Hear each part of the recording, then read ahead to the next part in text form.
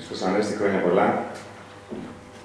Η ιδιαιτερότητα της ώρας και θέλοντας να μην κάνω κατάκριση ούτε την ανοχή σας ούτε την αντοχή σας, επιβάλλει η τοποθέτησή μου να είναι συνοπτική, στοχευμένη, γίνει όμως ουσιαστική. Φίλες και φίλοι, κοινός στόχος είναι όλων ότι η προεκλογική περίοδος αναπτύχθηκε σε ένα ζωφερό περιβάλλον με το εκλογικό σώμα να βρίσκεται σε θυμό και σύγχυση.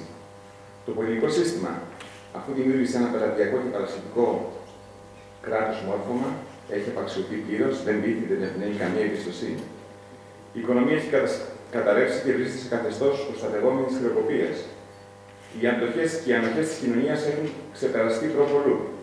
Η κοινωνική συνοχή έχει διαραγεί και ο ελπιδοφόρος πόρος της χώρας μας, οι νέοι, μεταναστεύουν. Εμφανίζονται και φαινόμενα κοινωνικού αυτοματισμού. Το κράτος τιμήσει περισσότερο γεωγραφική ενότητα, χωρισμένη σε φέροντα στρεβλών, συνδικαλιστικών και συντεχνιακών λογικών, δηλαδή ποινιών κλπ. Οι δομές του θυμίζουν οργάνωση νεοσύστατου μεταοθωμανικού κράτους. Δεν μπορούμε να θέλουμε δικαίως ένα δυτικό επίπεδο διαβίωσης με κουλτούρα της Ανατολής. Δεν μπορούμε με απλά λόγια να είμαστε μέσα στις 30 καλύτερες αμοιβόμενες κοινωνίες στον κόσμο και να έχουμε τους δείκτες διαφθοράς, ανταγωνιστικότητας, φιλικής διοίκησης, διευκόλυνσης της επιχειρηματικότητας, εφάμελους με εκείνων των τριτοκοσμικών χωρών. Αυτά, φίλες και φίλοι, πάνε μαζί. Και όταν είναι σε αναντιστοιχεία με δάνειες δυνάμεις, με δάνειο πλούτο, τότε ισορροπούν δυστυχώς βία προς τα κάτω. Φίλες και φίλοι, με την παρουσία σας, αν και δική,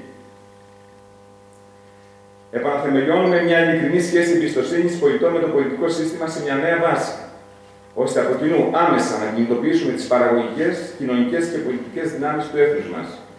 Δεν μπορεί αυτή την ώρα να σιωπά ο πνευματικός, ο ακαδημαϊκός και ο επιχειρηματικός κόσμος της χώρας μας. Δεν μπορεί αυτή την ώρα να σιωπούν τα οικονομικά και επιστημονικά επιμελητήρια της χώρας. Δεν μπορεί αυτή την κρίσιμη ώρα να σπαταλήσουμε ίσως και την τελευταία ευκαιρία για τον εξυγχρονισμό του κράτους που δυστυχώς μας δίνεται μέσα από την κρίση που βιώνουμε. Με την ευρύτερη λοιπόν πολιτική και κοινωνική συμπόρευση δυνάμεων απαιτούνται 1. Θεσμικές αλλαγές στο κράτος, τολμηρή αναθεώρηση του συντάγματος. 2.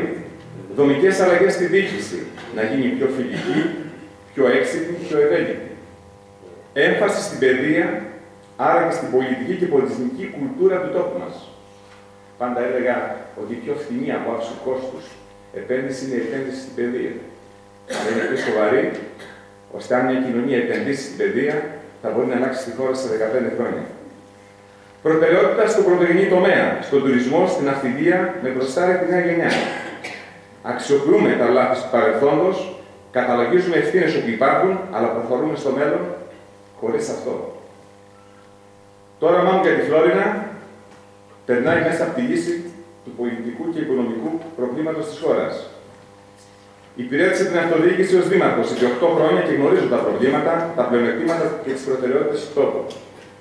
Αντιλαμβάνεται ο καθένας όμως ότι στην κοινή θέση που βρίσκεται η χώρα μας δεν μπορούμε να μιλάμε ούτε για μελιτιδίων, ούτε για φράγματα, ούτε για παράλληλα έργα, ούτε για οδικούς άξονες, ούτε για τηλεθερμάνσεις κλπ. Έργα τα οποία είναι συγχρηματοδοτούμενα. Αν στις 7 Μαΐου η Ελλάδα θα προσανατολιστεί σε ένα μοναχικό και αβέβαιο δρόμο.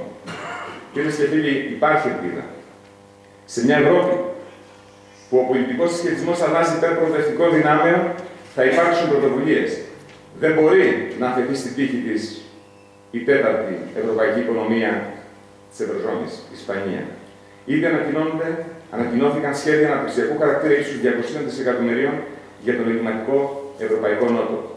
Ας φροντίσουμε όλοι μαζί, με τις θυσίες του ελληνικού λαού, να είμαστε μέρος της λύσης και όχι του προβλήματος.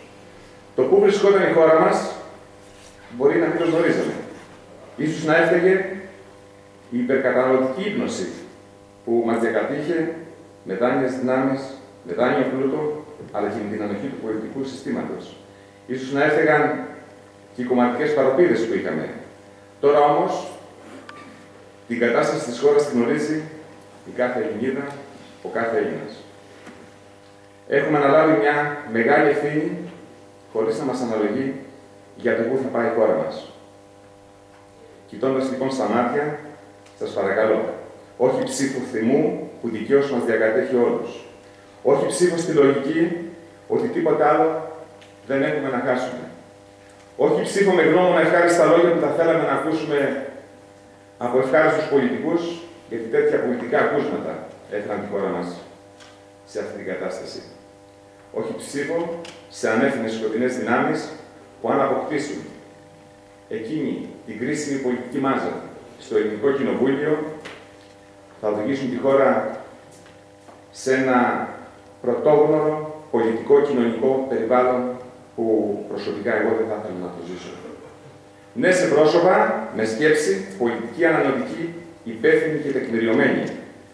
Κλείνοντας με ειλικρίνεια και μέσα από την καρδιά μου, σας αναφέρω ότι δεν πολιτεύομαι με όρους παρελθόντος.